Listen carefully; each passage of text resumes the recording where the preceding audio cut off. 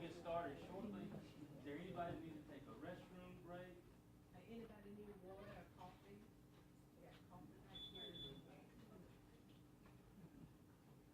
We have some members of the news that are running a little bit late, so we're gonna give them about a 5-minute lead roughly. And once they get here, we'll have everybody come up, and then we will start and we'll move in and move out, okay?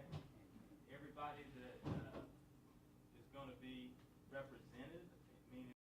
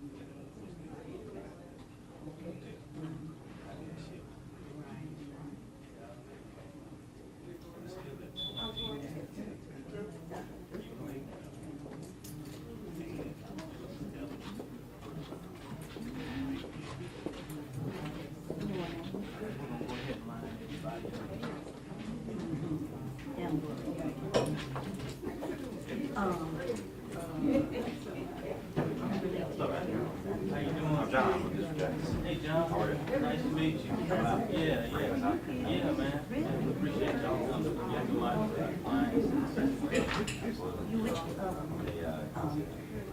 I know. Easiest way to do that. Signature line. All clients. Yeah, okay. Yeah, man. Thank you. Oh, okay. Okay.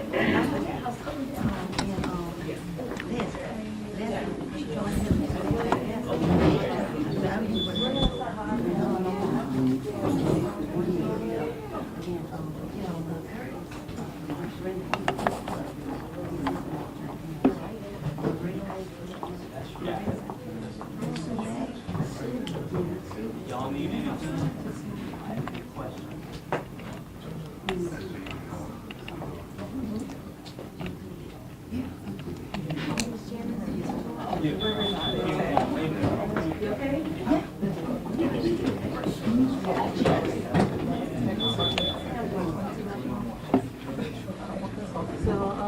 can decide. You okay? Okay, just, we got settled in. You come on this side.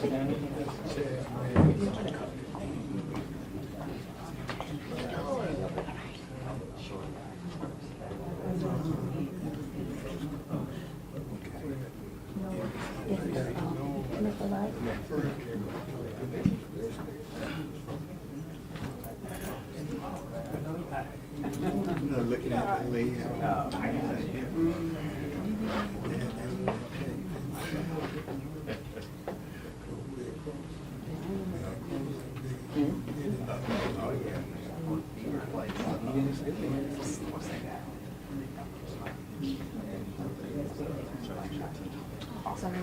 Yes, ma'am. Please. Not if you don't want to.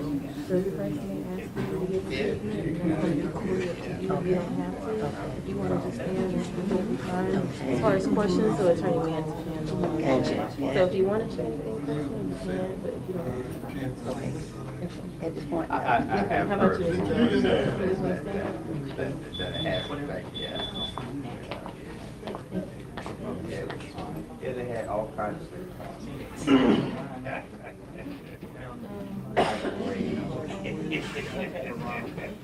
All of it. I'll be.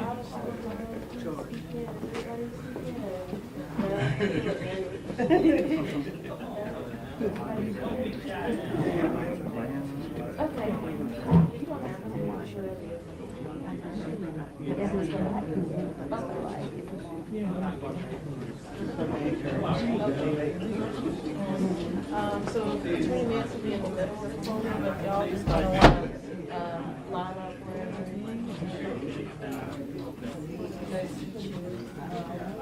Do we have any members of the organizing community or the ministerial community that would like to join us up front? All right. Okay, we will prepare to start here shortly. They would put you in the middle, Mr. Mayor.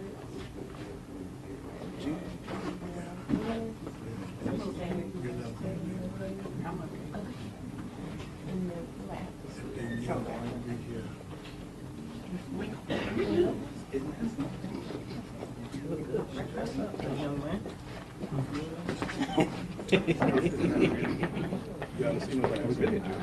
Like Chuck Tiger Woods up there.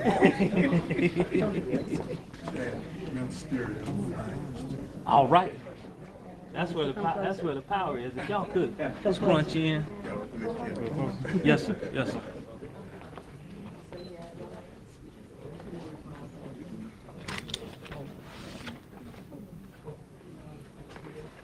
Okay, we'll give that gentleman an opportunity to set up as well.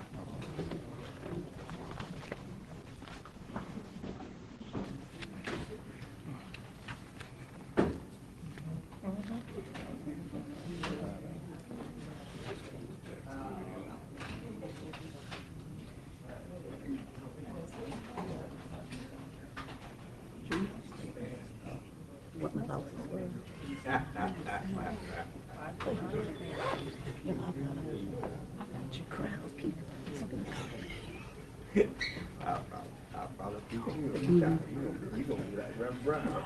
I'll just say something to you.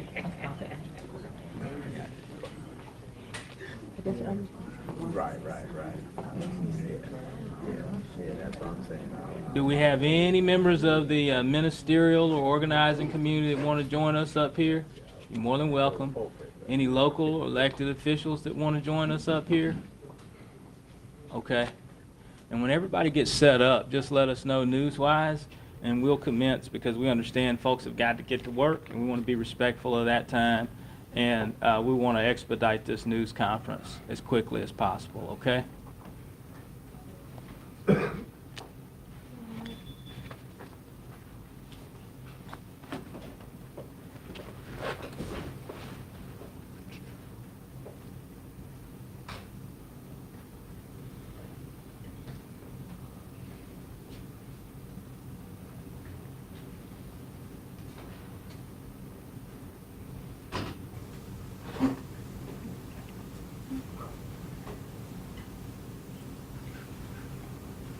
We have a letter from the Georgia Legislative Black Caucus head in support of this initiative that we would also like to read out of respect for the Georgia Legislative Black Caucus and its efforts.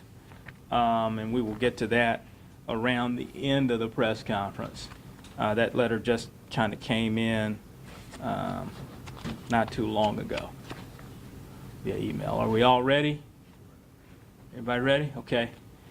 First, I want to thank everybody for coming here today. This is the press conference that announces, at least in the southeastern part of the state, the filing of a civil action against the putative private defendants or contractors and designers and such of the gangway that tragically collapsed in October. We want to thank the local community for embracing this initiative to try to get justice and shed light on Sapelo Island.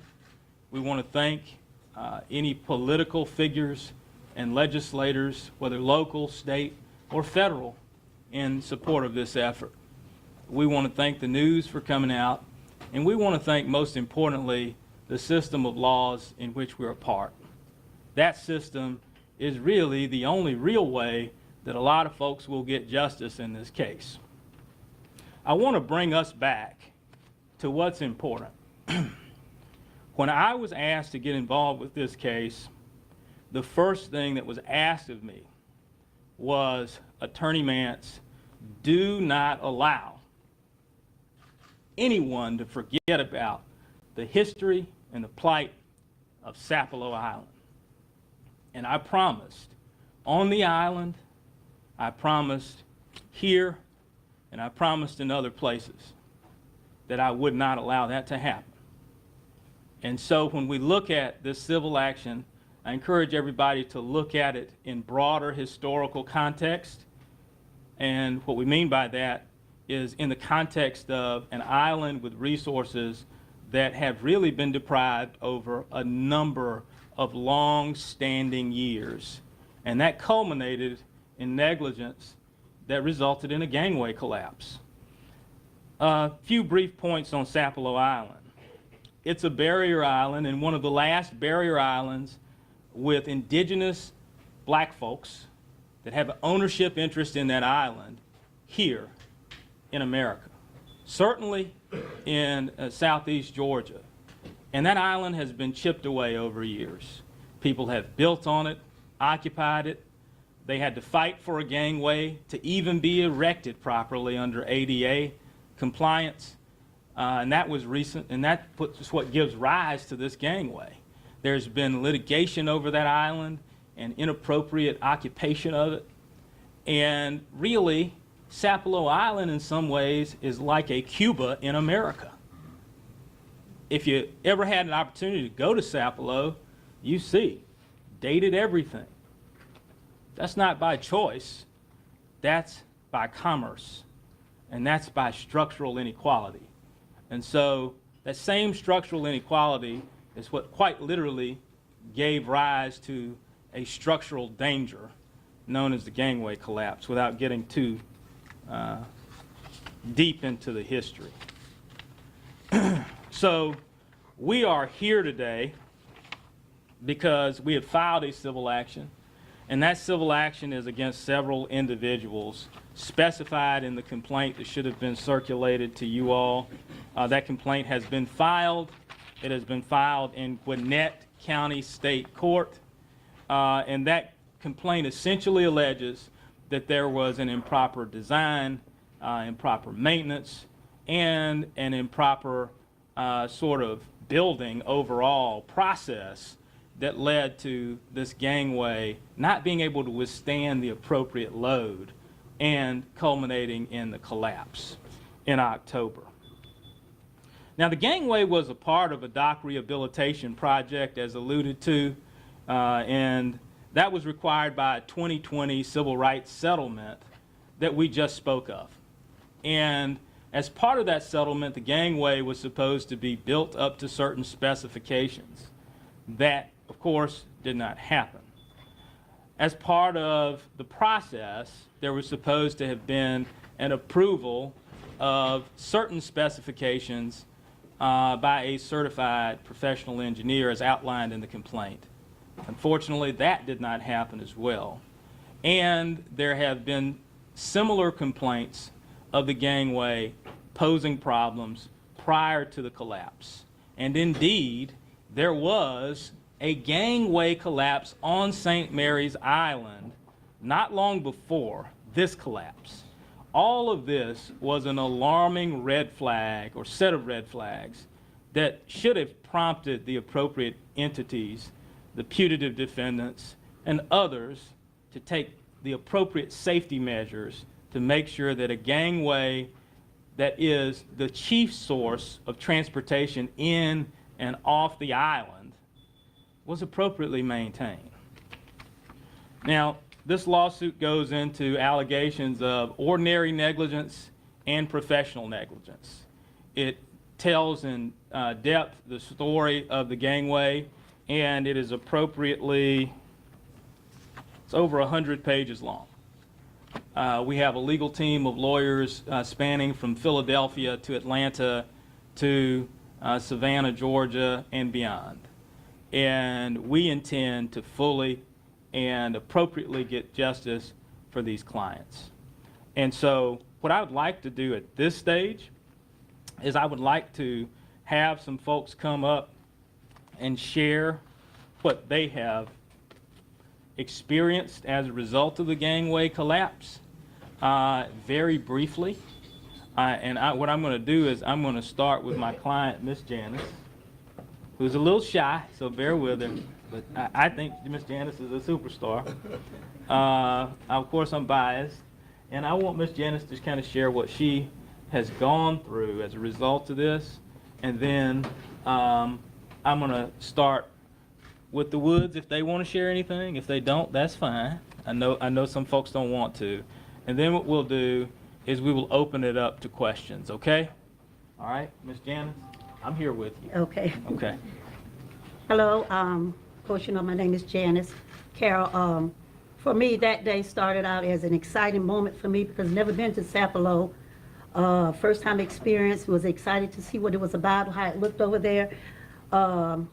Enjoyed the event. Coming back was something totally different than I didn't expect. And from that, I still have some problems with it, but I'm still here. That's it. Thank you. Woods, would y'all like to say anything? Mr. Wood? Hello, everyone. Michael Wood. For me, my mother, she grew up on Sapelo Island, so that day we were going to take my wife, we were going to take our two daughters over there for the first time to visit. We had an excellent time over there. As Ms. Janet said, you know, coming back from the island, tragedy that had occurred. It's been tough. We have, at the time, an 8-year-old daughter, and our youngest was 2 years old. It's been tough on them, especially our 8-year-old daughter. She talks about it a lot. Sometimes have issues with, you know, thinking about going back on the island, getting on boats. For myself, you know, sleepless nights sometimes, you know, replaying everything in my mind, seeing my daughter hanging on the side, finding out my wife and my youngest daughter are missing. It's just been rough, but, you know, just taking it a day at a time and, you know, just trying to be there for my wife and my family. Thank you, Mr. Wood. Is there anybody else among the Woods that want to share anything? Okay, all right. And if you don't know the Woods are an extremely tight family. One of the things that impressed me about y'all was the closeness of your family unit. And when I met you, I saw a reflection of my own family that day. And the moral of that story is it could have been anybody's family out there that day. That celebration was the largest celebration in modern times for Sapelo Island. It had continued to grow, and folks locally and statewide, knew that it was one of the largest celebrations dedicated to this island, and still this happened. And so I want to read the letter that Chairman Representative Carl Gilliard has given us in support of this cause, out of respect for the Georgia Legislative Black Caucus. And that letter can be made available to whomever would like to read it or see it after this conference. June 11th, 2025. Dear Attorney Mance, I hope this letter finds you well. I am writing to express my unwavering support for your upcoming press conference regarding the tragic incident involving the Sapelo Island 7 who lost their lives in an unfortunate accident last year. The gravity of this situation cannot be overstated, and it is imperative that we honor the memories of those who were lost and advocate for justice on behalf of their families. The tragedy on Sapelo Island has deeply affected not only the families of the victims, but also our entire community. Many witnessed the events that unfolded that day, and the emotional scars remain for those who were present and for the loved ones left behind. It is our collective responsibility to ensure that their voices are heard and that their stories are acknowledged as we seek accountability and justice. As you prepare for the upcoming press conference, I want to reaffirm my commitment and support to your efforts. This is not only an opportunity to shed light on the circumstances surrounding this tragic event, but also to amplify the need for advocacy on behalf of those who reside and visit Sapelo Island. Justice must prevail. Yours in service, Carl Gilliard, Representative, Chairman Emeritus, Georgia Legislative Black Caucus. And so what we have is a collective effort to get justice for this island. Cases like these don't come along often. Thank God they don't. But when they do, the whole community has a responsibility to act. So at this time, I want to entertain any questions from the press and move the press conference along at this time. Do we have any questions? Yes, I have a question. Yes, ma'am. Yes, Roger with First Post. So my first question is, what companies are being named in this lawsuit, and what kind of damages are you guys seeking? Yes, ma'am. So the lawsuit, which should have been circulated or will be circulated to you, names these defendants in the style of the case, and I will read the defendants off as they are named at this moment.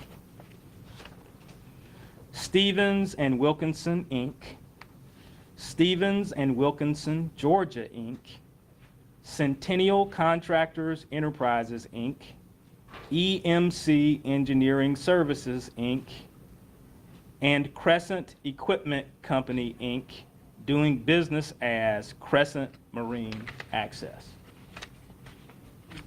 And currently, are there being any settlements on the table currently right now? I am not aware of those from these defendants. You know, of course, settlement is always an option, and the parties do encourage a timely and expedient resolution. But our focus is on maximum justice for these clients. Now, you ask a question, what damages are we seeking? Of course, the enlightened conscience of a jury might determine that at some point, okay? But what I can tell you is that these damages, psychological and physical, are no joke. Sleepless nights, having problems talk. My client just told me her heart rate jumped tremendously. This is a tragedy of unbelievable proportions.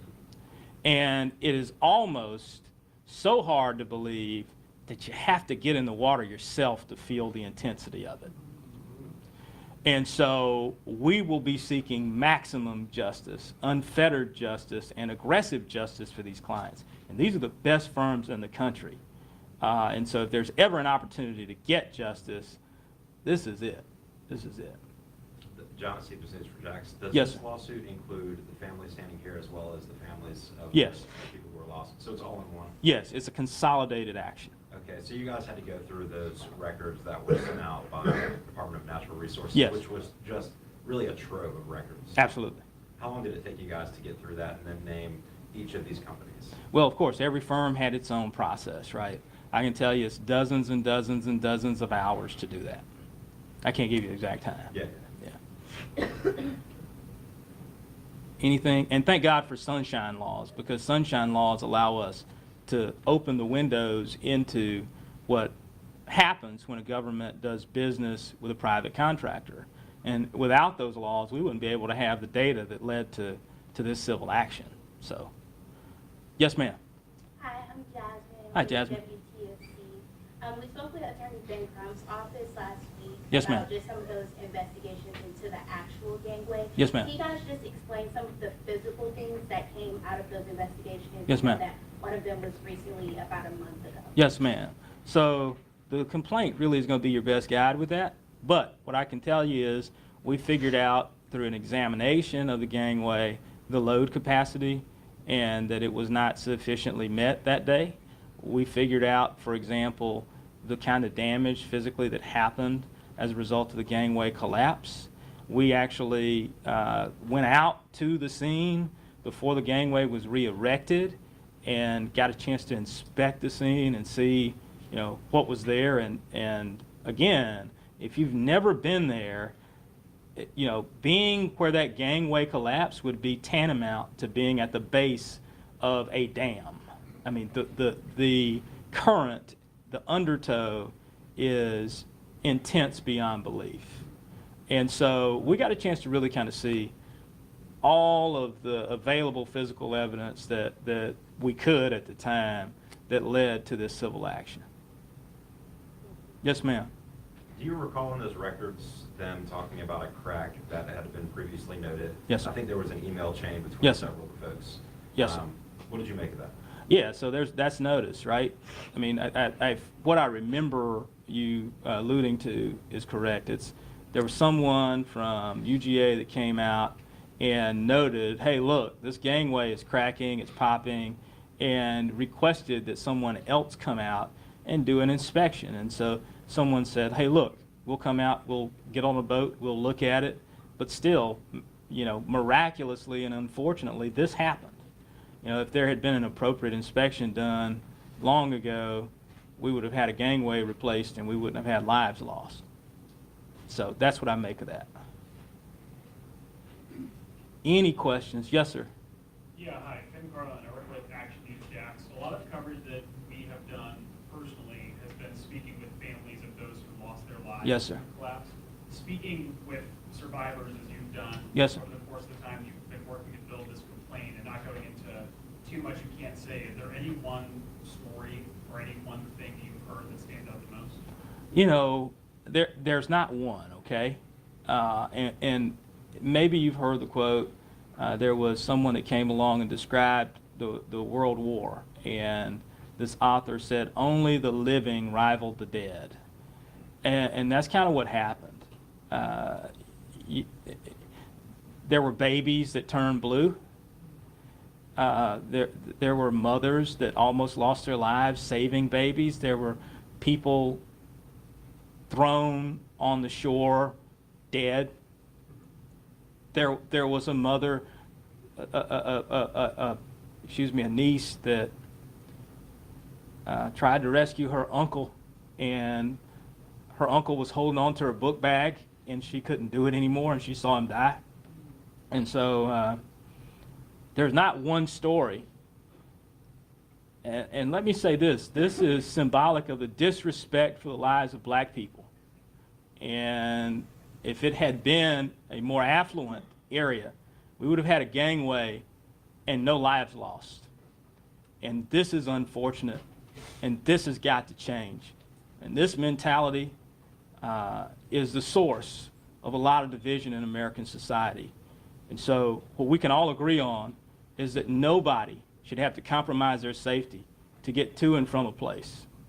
And those lives, the stories that were shared to me and with me, no one stands out. All of them are moving, and sometimes I struggle to compose myself when I think about them. So, Any other questions? Okay, I want to thank y'all for coming, and I want to encourage everybody in this room. There are no big I's and there are no little U's. A lot of times lawyers think that lawyers are the most important thing in the universe. That is a misconception, and in fact, it is flat wrong. It is the community that makes things move. And if you guys feel outraged about it, you need to write your local elected officials. You need to demand justice in high places. And you need to tune into this case and have an opinion about it one way or the other. Because think about it. Coastal Georgia and places like it is a place of gangways. Water life is important here. Being able to get to and from an island, being able to get to and from a place on the water is an essential way of life. And while it might have been Sapelo Island today, it might be your gangway tomorrow. And so we want to prevent unnecessary loss of life, and we want to maximize the amount of safety around. I want to thank you for your time and attention, and we want to pay tribute and homage to Sapelo Island victims and the Sapelo 7, because their lives were important too. Thank you very much. This will conclude this press conference.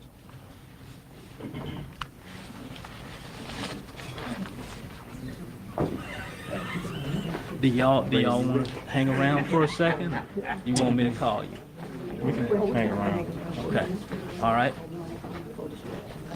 Yeah. Gonna keep all y'all in prayers. Two kids. How are you? I'm okay. You look familiar, man. Boys polite. Oh, yes, ma'am. Yes, ma'am. Nice to meet you.